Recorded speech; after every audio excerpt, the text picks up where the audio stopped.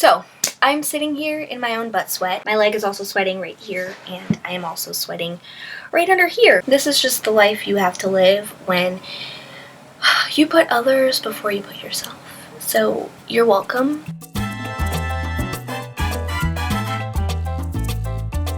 So today I decided to do drugs. Today I decided to do not drugs. Today I decided to do what to bring and what not to bring to college. Without further ado, I hope my armpits aren't sweating. Let's get on into what to bring to college. The first thing I'm going to say is cleaning wipes. Okay, I'm just going to start off with a little story for this one. My freshman year in my dorm, I really had to pee. And long story short, I just decided to stand in my room and pee myself.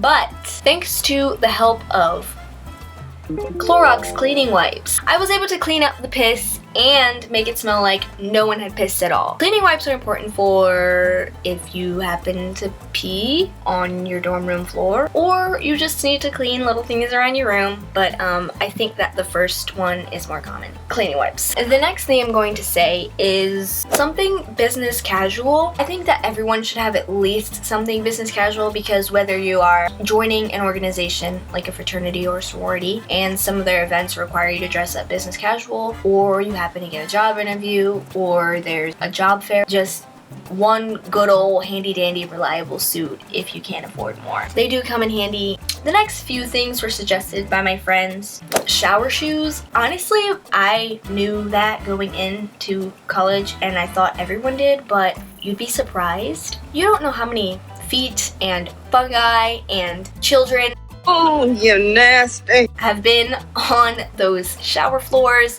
So to avoid diseases or just being disgusting, please, I beg you, please buy shower shoes. They sell flip-flops literally everywhere, at the dollar store, CVS, Walgreens, anywhere. You have no excuse. Another thing that this same friend mentioned was a basic knowledge of how to respect other people and live with them. You are going to be living with someone else if you're going to be living with someone else. If you're living with someone else, you're going to be living with someone else. You'd be surprised at how many people don't realize that they are literally making other people's lives miserable. If you are unsure of whether you are or would be or would have trouble respecting other people and living with them, here's a little checklist to evaluate yourself. Are you very unaware of things going on around you? Do you take your roommate's Oreos out of her drawer? Is your name Jessica? If you meet 2 or 3 of the requirements on that checklist, then you might just need to be a little mindful living with someone else. Okay, Jessica. Another one of my friends mentioned a shank, but I'm just gonna slide that on to the what not to bring list.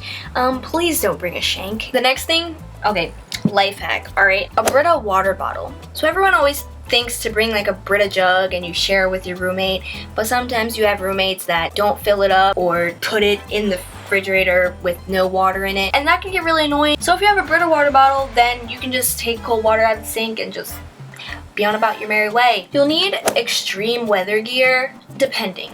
Okay, so for example, I grew up in the suburbs, but I went to school in the city. So in the suburbs, if it was raining or snowing, school would be canceled or you'd get a ride. At college in the city, if it was raining or snowing, your teachers would email you and say if you don't show up to class today, you are going down a letter grade. And you basically need to get off your high horse and get to class. So what I needed that I didn't own previously was rain boots and a rain jacket and an umbrella, so like when you're carrying your laptop in your backpack, it doesn't get wet. We've now made it to what not to bring. I would say an entire collection of whatever you have, like just don't bring it, okay? Like for example, makeup. People will always tell you you don't need to bring all your makeup. And same thing for shoes. I actually was the person who brought all of my shoes. My sophomore year of college, I made sure that I didn't bring my entire wardrobe. I think I just bought running shoes, slippers, sandals, just chill, like little slip-on Uggs, and then regular Uggs, and then boots, but they have to be in brown and black because you can't wear black boots with a brown outfit. And then my baby shoes, because good luck. And then shoes for each of my roommates just in case they forgot. Shoes for some homeless people. And then money to buy new shoes.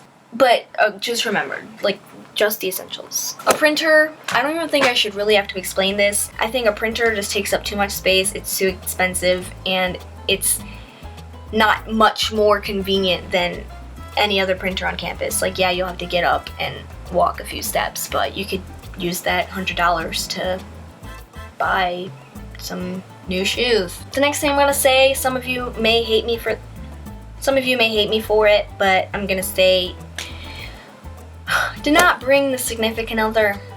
I'm sorry. Just in high school, some things just happen because you see someone every day or because they're the cutest person there.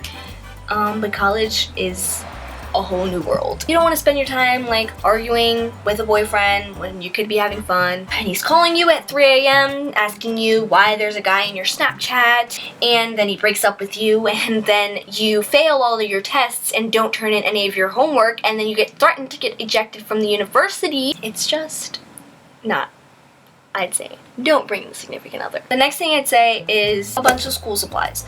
You don't need to spend as much money on school supplies as you did in high school. In college, a lot of things are turned in online. If you like to take paper notes, then sure. If you have a class that doesn't allow technology, then of course. But that should only be like a couple notebooks, some pencils, some pens. You don't need like a bunch of bedding.